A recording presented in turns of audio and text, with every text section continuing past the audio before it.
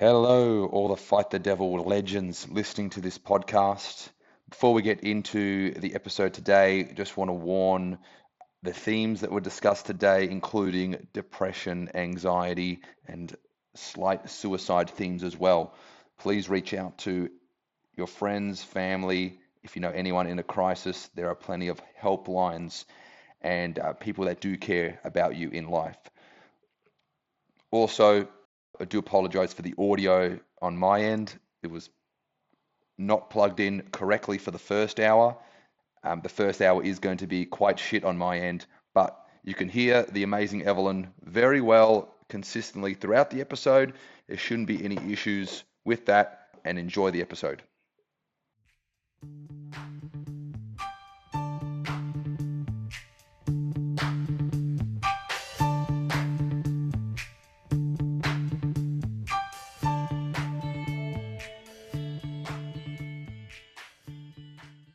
Welcome to Fight the Devil podcast, episode 5. My name is Luke Martino, and joining me today is my very good friend, fellow member of the exclusive Mentos squad, fast approaching our 1-year friendship anniversary. She's a fan of vampires, Halloween, and a hair bleaching specialist. I say that because she dyed my hair blonde 3 months ago, and it looks awesome. This is Loopy Lucy, aka Evelyn. Hello, everyone. What an amazing introduction. Thank you so much. I don't have any degrees in hair coloring, so no one come ask me to do their hair. I thought you'd have a whole lot of clients lining up at the door after that intro. Oh, and all of the local hairdressers are going to be so mad at me for stealing all of their clients. But yeah, no, that is me, and pretty good introduction. You've hit all of the core spots about my personality. Vampires. I do love Halloween, and it was heartbreaking to miss the last one. You guys can't escape how much effort I put into costumes. It's just enough to be excessive effort. But also it's always so fun. I love the movies that come out. I love the jokes around Halloween. And even though it's 10 months away, I'm still pumped for it. Good stuff. Good time of the year, becoming ever increasing popular in Australia as well, as you walk past the neighbourhood and see the houses decorated in pumpkins and spiders. Yeah, like my older sister, she always used to carve a pumpkin and put it out on the mailbox, which was always amazing to see because you don't see in Australia, especially, you don't see many people carve pumpkins. So it was always nice to have that bit of like creativity expressed in my household. Great. All right. What's your favourite Halloween movie? See, that's hard because this is when my I think my love for vampires takes over because I believe it's Fright Night with David Tennant in it, and I do not remember any of the other actors, but I really should. But David Tennant is one of my favorite actors, so that is one of my favorite movies. Well, look, just going back to the whole hair bleach, I can't thank you enough for giving me the rock and roll dream hairstyle I always wanted.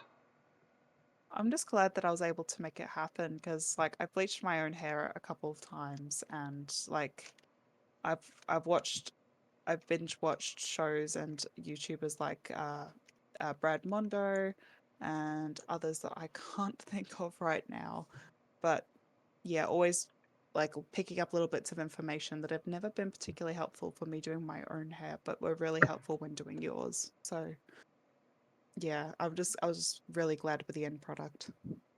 5 hours it took, all worth it in the end. Yeah, just about because we don't have any good hair dryers, so I was using my tiny hair dryer trying to get all of your hair dry ready for the next step. It was very well organised, and the best was getting the mass amount of reactions for all my closest peers. Many incorporate it as followed: Thor, Fabio, Carl Urban from Lord of the Rings, Eddie Van Halen, Garth Alga from Wayne's World, but of course for me it Yeah. was Darcy Moore, Premiership superstar from Collingwood. Oh, that was your primary goal. So glad to hear you got that one in there as well. Oh, Yes, I haven't no, heard it of was. Wayne's World in so long. Yeah, actually haven't seen it, but I've heard about it thanks to the new hairstyle. Oh, it's a good funny one, and it's a bit old, but it's a classic. So definitely check it out if you can. Will do, will do. How have you enjoyed the summer? Oh, it's been a good summer. I've only gotten severely sunburnt once, which is pretty good for me. And like I actually enjoyed seeing a bit of thunder because some of the neighbors' plants looked a little bit dry, so it's always nice to see a bit of rain as well mixed in there. Um, Definitely a very hot summer though, so that's probably the only part that I've not been enjoying. Okay, all right. No, that's totally right. We all have our preferences. I live for the hot Mm. weather, beach and all, and the motivation to conquer from the Deadpool Wolverine movie we watched in the cinemas last year. Oh my gosh, So yeah, I've still can't believe that was a year ago now. that awe-inspiring shirt shredding scene of Hugh Jackman. Almost a That year ago. scene, almost a year ago, that scene set me off for the next maybe 6 or so months. Absolutely, Hugh Jackman definitely inspires all of us in many different ways. But yeah, you just need to watch the movie again. You can get another 6 months. Look, thanks to you, self-esteem is at an all-time high. The blonde hair, the Wolverine. I am living the best rock and roll summer, and we still have a month and a half to go. Yeah, exactly. It's like I don't want to say it's just begun, but you're definitely doing it well. You've done the Australian summer really well. Thank you. It's been good. Look, now we're going to delve into a lot of deep and personal matters today. Issues that may have taken us a while to fully comprehend. Mm. Yeah, I know we've Such, definitely spoken such about it a lot in the gym. plenty of conversation to be had there, such as the terribly flawed moments in our upbringing and how we had to cope Mm. with this failed guidance and at times insufferable childhood. Yeah, at times, definitely. Well, I'm ready to delve in. Well, let's do it, but first I'm going to ask you the iconic question that brought a lot of laughs to the Mentos squad from Callan's answer. Uh, So, I Evelyn, think I know the question. Yep. yeah, you ready for this one? Evelyn, honestly, describe yourself. So I am a 6 foot tall autistic woman in her 20s. My passions do include vampires. That's probably one of my hyper focus where it is a topic I will gladly talk for hours about. I have a lot of random knowledge in regards to that. I do work out, but I also love my food. So I would match Callum's answer and say slightly overweight, but not too overweight. And honestly, very dedicated to self improvement, and that is me in a nutshell. Wow, inspiring. That is really good. Mm, Recognizing the shortcomings, but also on the journey to improve and evolve bigger and better than ever. absolutely. Absolutely love it. And it's what I can only encourage with the theme of the conversation being fight the devils that we all have. Absolutely. Yeah, and I know that our devils are very different, but I feel like we've shared a lot of the same kind of fight as well. That we have. And I love to get people on so that we can all share what we endured and how we overcame that. So let's peel it back, Evelyn. From birth, Hmm. human life. We're going to go deep here. from Yes, birth, from birth. from birth, no, I should be serious in this. Um, from birth, human life is immediately ready to learn and build a foundation for their future development. Mm, First 5 years being the most essential, having a lasting impact on their health, learning, and abilities to succeed between 0 to 5 years old. We have all the thoughts and feelings, emotions established, instilled in us for the first time, and a large majority of these are influenced by the two biggest people in our life, that being our parents. Evelyn, what are Yeah. your earliest memories of your mum and dad raising you? Oh, okay. That is a slightly hard question because when it comes to a lot of my childhood, I have a very selective memory. So, what I would say one of my first early memories is actually seeing Uluru with my family on a camping trip. It's not a very firm memory being so young because I was about 4 or 5 around the time, but my parents at a young age, they were always juggling 4 kids as well. That was like they've been supportive, and a lot of my difficulties and realizing what I could have needed more at a young age came a lot later in life. So as a child, what they did for me was the best they could, and it was probably your stereotypical Australian supportive family. So nothing from my childhood seems to be particularly wrong, as a lot of the things that affect me today occurred from about 8 years onwards. So early memories are all positive, all very fond memories. Me torturing my younger brother and my older sister getting mad at me for not having my shoes on, and all of that, all of the usual family stuff. So you're the youngest, is that right? I'm the second youngest in my family, so there's a bit of an age gap between my two older siblings and myself, but I am the second youngest in my family. So a lot of what my older sibling refers to as family law comes a bit before me. So I think they'd already done a lot of like personal development and how to raise kids before I came along. They had practice with the two older ones. Not that you would remember this in your own conscious mind, but Mhm. from stories that have been shared, if you've gathered a few stories from no doubt speaking with parents and siblings, how do you think when you came along into the family, did they affect the dynamic in the already existing family of four? So I reckon the dynamic changed because right before me, and this is the reason there is an age gap between me and my older siblings, is that my parents actually had a stillborn who his name was William, and he had a mixture of Klinefelter's and Down syndrome, meaning that his chances of survival were, to begin with, pretty slim. But they went through that whole process and that whole mourning period, and I am the child that came after that. So there was a lot that would have changed and shifted in there. Definitely how raising me and stuff, like I was not the baby boy that they were initially very first off thinking that they were gonna get 2 years prior, but also both my older siblings were too young to remember a lot of what happened around that time. So my mum was, while having me and raising me, still dealing with the relatively fresh trauma of having lost a son, but also raising me and my younger brother as well. So it would have been a bit of a shift. And my mum is a midwife, so she had a lot of practice around babies. So the young ages were never a problem for her because she worked with them. She had her own.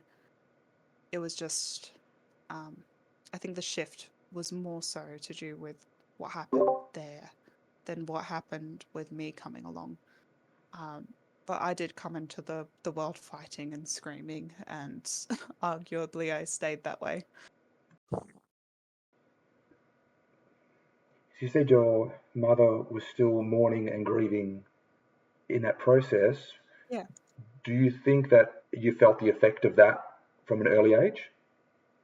I don't believe so, no. So I was very much unaware of what had happened and the events that had transpired for a very long time. I knew that once a year we always go to visit a gravesite for essentially my older brother, and not exactly understanding why that was so important or why this event had such meaning. Uh, it didn't affect me, but this is what a lot of me coming to terms with now is related to, because I am diagnosed autistic. I have a lot of difficulties, especially as a child, processing emotions that I can't identify, which means I did throw a lot of tantrums because I couldn't understand the feeling in my body. And especially with my mum having gone through that, but she never compared us or never, none of that was ever pressed on me.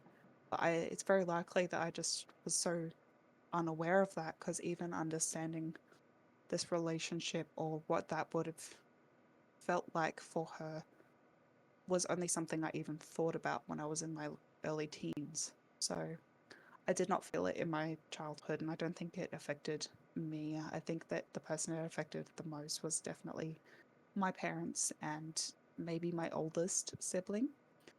I'm not entirely sure about my other sibling, but I'm not one to presume how it affected them, because the only way to find stuff like that out is to ask, and I've never been in the position where it felt like the right time to ask that.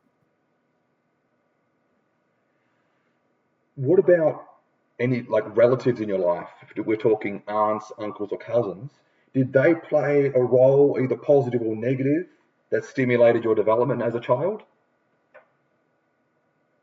Yeah, so my I'm going to refer to them as extended family.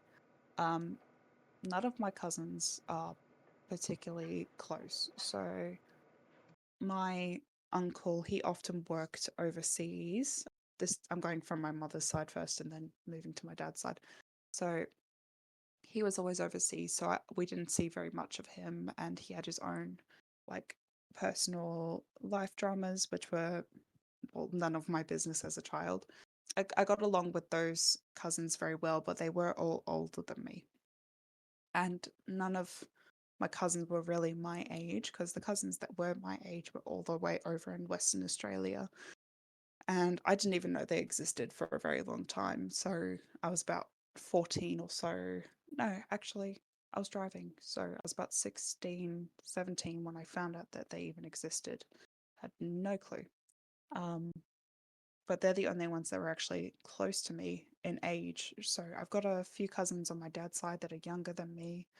A lot of the cousins on my mum's side are a lot older than me, and oh, one of them was my music teacher. She had a slight negative impact on my self esteem, but that was because she was trying to teach me flute whilst I was still figuring out how to communicate what parts of flute that I really enjoyed. Like, I didn't want to learn it as a course, I didn't want it to be graded. I just wanted to learn it out of enjoyment, and I didn't know how to convey that. So that made our relationship a little bit tense. But in recent times, being both adults now, we've been able to talk about that a little bit better.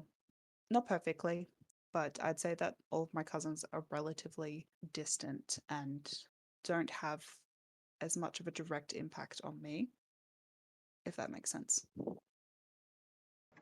Yeah, it certainly does, Evelyn.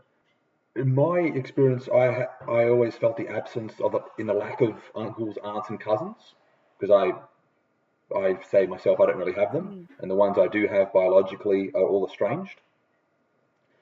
mm. And seeing that your story that they were all in Perth the whole time, was there like a feeling of absence, that it was your immediate family, or did you have a connection with your grandparents? Sorry, I know you've told me separately, but would you mind elaborating on that, and if you felt the absence of uh, relatives outside of your immediate family? I'd say that I probably didn't feel the absence. So I like, because in like my developing life, I was quite happy in my little bubble, and I was very unaware of very unaware that I didn't have the ability to make personal connections very easily or very well. So I would speak with people, have fun and in the moment, but not want to be friends outside of that experience. I'd be happy with that little bubble. And when talking about my grandparents, uh, by the time I came along, as I said, all of my cousins on my mum's side are a lot older. So she was already quite old and had already started developing dementia.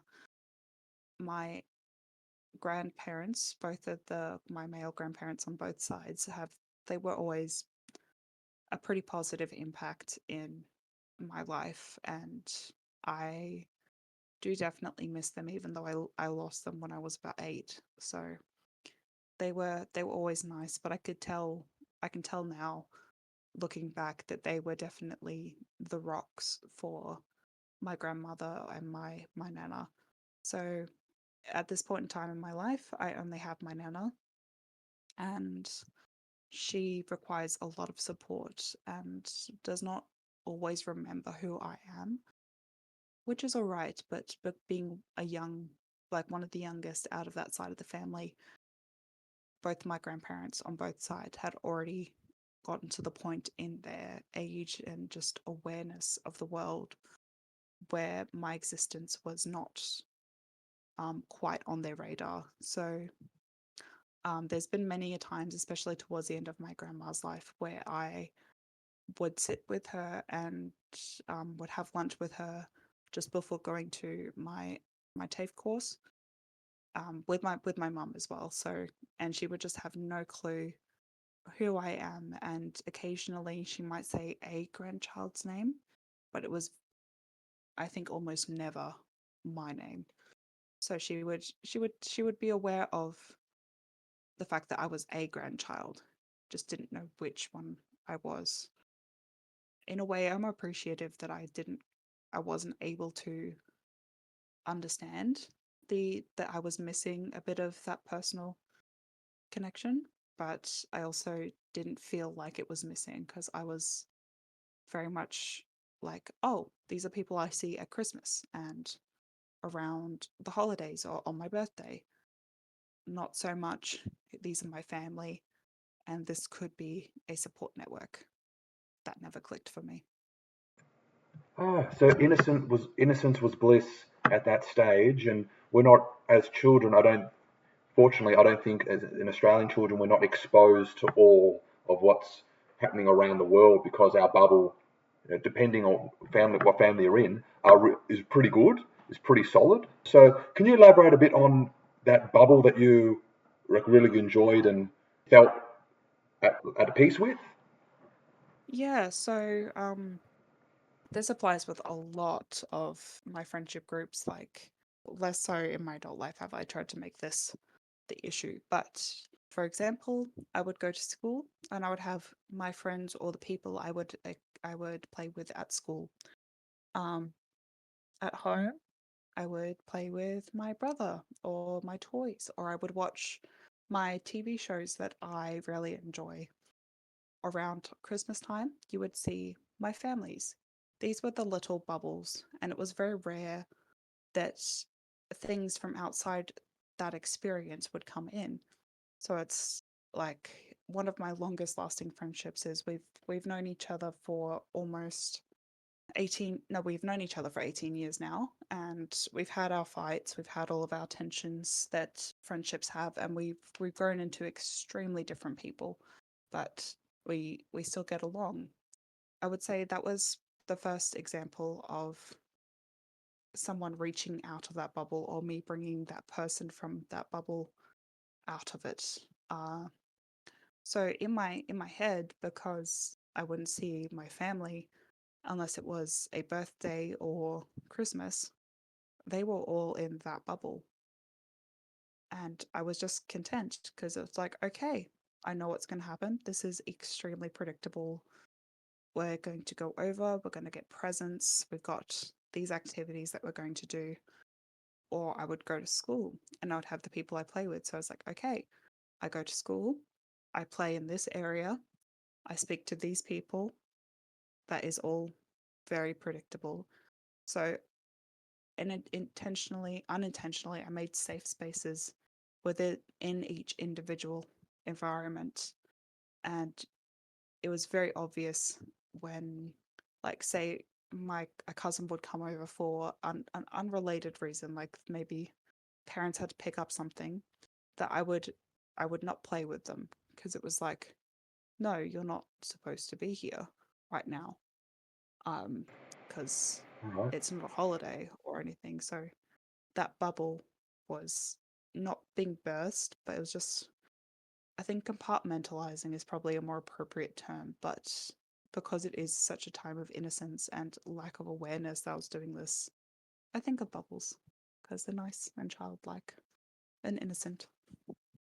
I still suffer from something that I always say PDA, which does stand for public display of affection, which I think is cute, but it also stands for uh, pathological demand avoidance, which definitely affected me more as a kid, but it does still affect me now, where you will tell me to do something and I will struggle to do it because you have told me to do it. Like, a common example is you're going to go unpack the dishes or hang the washing, and then someone says, "Oh, can you hang the washing?" So you now feel overwhelmed, like, I can't do that. I was going to, but now I can't. It's a very intense, tough feeling to explain, but that's probably the best way to explain it. As a kid, you tell me to practice, and I'm going, I can't do that now. I know you've just told me to do it, but I can't do that. Or, like, told me to put my washing away. And it's like, I was going to because I need new underwear, but I can't now because you've told me to. That mustn't have gone down well with the parents. No, but as I said, I came into the world kicking and screaming and throwing tantrums. I was definitely a very different temperament to my older two siblings. So I was very much a night owl where I just wanted to be up at night. I loved seeing the city lights at night and all of that. I was a very different temperament, and that was a bit weird and a bit of adjustment for them. So I don't think they were surprised at all when I just said no to doing things after they asked me to do them. When did that start? Like early as you can remember? As early as I can remember, like when we started divvying up chores or started doing chores at all, I would be so combative and refusing to do them. Later on, I would be trying to get myself an allowance of sorts, and I would be like, okay, if you pay me 50 cents for every time I empty the dishwasher every morning, I'll have this amount at the end, and you will have an empty dishwasher. So when I did that, I stuck to my chores very easily because it was my own idea and I had pitched it myself. But as soon as they tell me you need to empty the dishwasher, it was like, no. So that one, Yeah. could think of more examples probably, but it's always been there. Wanting to do what you wanted to do, coming from you, not coming from anyone else. Exactly. So, when did it all change for you, Evelyn? First 0 to 8 years, going well, fantastic, loving the bubble, loving life, childhood's amazing. What happened and why did it change? This is the ongoing question that I feel like you could also probably relate to. There is no why. Like, I know you are this is something that I absolutely love saying to you, where it's you are incredibly easy to inspire, which is an amazing quality to have. Like, I think earlier this week we said that you're very easily prone to epiphanies, which is just which is very unique and amazing. Myself, Thank you. I would probably say that my development comes more in a trickle rather than a page turning. So gradual events happening over time rather than here is a realization, turn the page, and here's my like, here's the next step in my life. For me, 8 years old, I would say that's the first time I became self-conscious. So I was aware of the fact that I was not as skinny as other children, or not as athletic as well. I became very much aware of that. So that self-awareness started to kick in, and not in a positive way that I use it now, but in a way where I was thinking, oh, why can't I run as much as her? We're the same age, or why am I not as skinny as her? And my best friend at the time, also, like during swimming lessons that all Australian children have to undertake, started to critique what bathing suit I wore during our swim classes, saying that it wasn't suited for my body. And I'll remind you, I was 8 years old.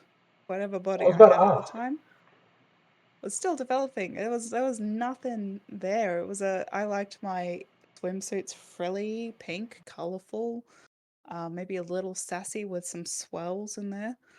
Like, I had nothing at all to be self-conscious about, and I was just a happy 8-year-old. But for some reason, I had become aware that I was not the prettiest in the class or in my year level. And I don't know. I do not know what specifically ticked me over to make me think that. Yeah, I know I was 8. I know my friend was 8, but she was being a bit of a bitch when she told me that that swimsuit did not suit me, or did not suit my body type. And she is. We've talked about this, and we've done the whole like back and forth. We were children. You make mistakes as children. You are learning as a child. I think a lot of that is what sparked a the negative development that happened over the next few years. Evelyn, if you could see my face right now, I am shocked and disgusted that there would be that level of judgment and critique at 8 years old.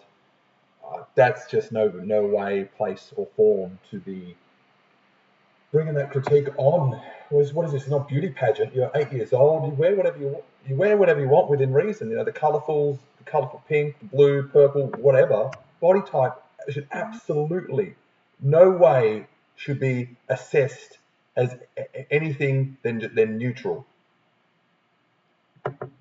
Especially like so young, like the next like probably checkpoint of a developing memory, or like a very strong developmental based memory, would probably be about 12, when I was just finishing primary school and coming into a whole new different stage where everything was about to change, which, is an absolute nightmare for someone who is autistic. And I really need to listen to the neurodivergent talk with you and Jeff, because I feel like it's our experiences would have been so different, and I need to listen to it. But for me, it was like my entire world was slowly falling apart.